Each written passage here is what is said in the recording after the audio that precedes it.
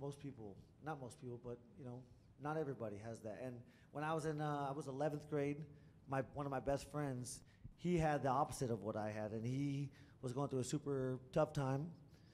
One night, he tried to jump out of a moving vehicle. I chased him into the desert, and he eventually, I put him in bed. I was going to pick him up to go fishing the next morning, and he had committed suicide that night. And so I went home. They called me. They said he killed himself. I was 17, and I'm from a really small town. When you're being from a small town is very different from being from a city or living in a city.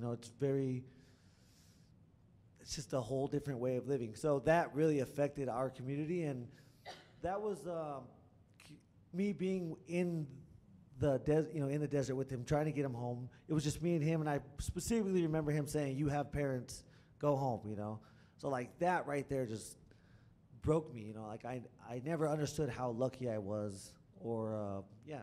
And so once that happened to me, I really made it a goal. And right when I went to college, I was like, I want to do human services. I want to help at-risk youth. I want to help kids that don't have the opportunities that I had. My parents put themselves in mad debt just to get me to right here to be driving, a spaceship. So yeah, it's just it's something.